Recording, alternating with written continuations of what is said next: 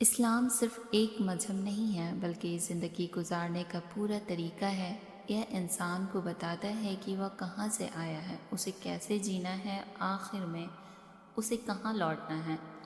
اسلام انسان کو اندھیرے سے نکال کر روشنی کی طرف لے جاتا ہے۔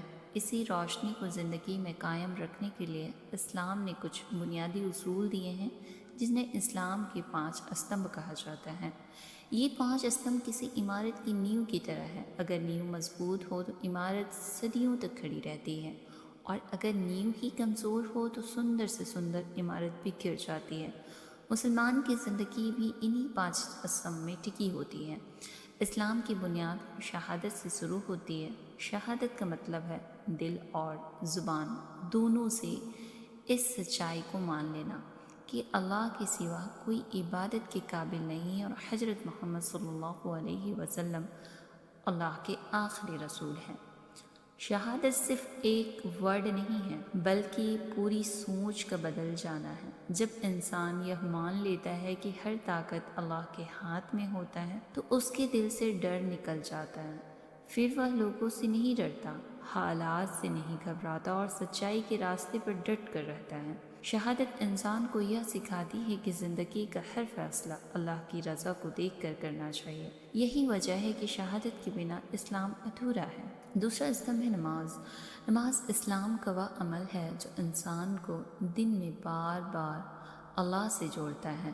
دن میں 5 وقت نماز پڑھنا ہر مسلمان پر فرض ہے، چاہے وہ امیر ہو یا غریب، بیمار ہو یا تندرست۔ نماز انسان کو یاد دلاتی ہے کہ وہ چاہے جتنا بھی بزی کیوں نہ ہو، اسے اپنے رب کے سامنے جھکنا ہے۔ نماز دل کو سکون دیتی ہے اور دماغ کو صاف کرتی ہے۔ جو انسان نماز کا پابند ہوتا ہے وہ گناہ سے بچنے کی کوشش کرتا ہے۔ قرآن ہمیں بتاتا ہے کہ نماز برائی اور بے حیائی سے روکتی ہے۔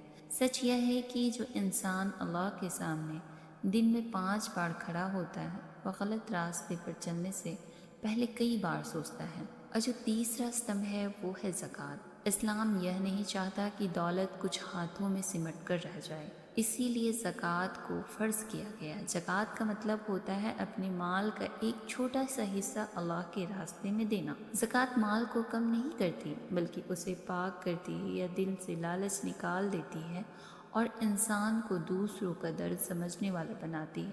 جب امیر غریب کی مدد کرتا ہے تو سماج میں نفرت نہیں بلکہ محبت پیدا ہوتی ہے۔ زکوٰۃ سے غریب کی ضرورتیں پوری ہوتی ہیں، یتیم کو سہارا ملتا ہے اور بے بس لوگوں کو ہمت ملتی ہے۔ اس طرح زکوٰۃ صرف ایک عبادت نہیں بلکہ سماج کو جوڑنے والی کڑی ہے۔ فورتھ استمبھ ہے وہ ہے روزہ، جسے ہم چوتھا استمبھ کہتے ہیں۔ روزہ رمضان کا مہینہ صبر، رحمت اور مغفرت کا مہینہ ہے۔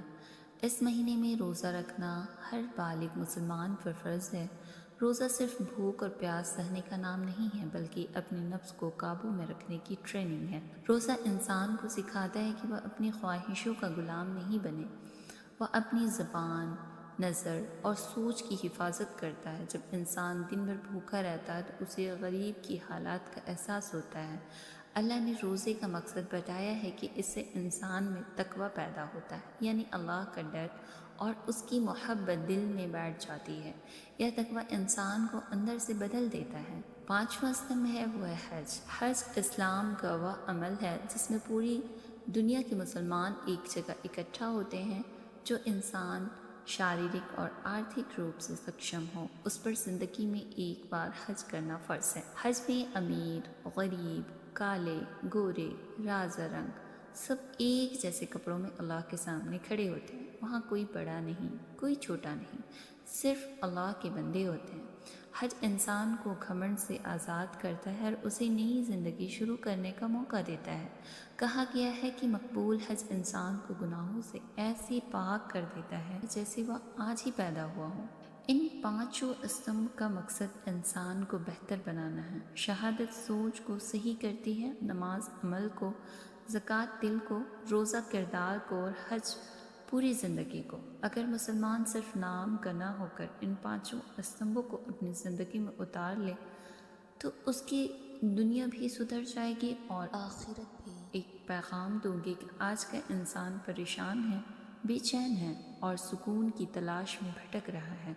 اسلام کی 5 استمبھ اسے وہی سکون دے سکتے ہیں جسے اس کی تلاش ہے۔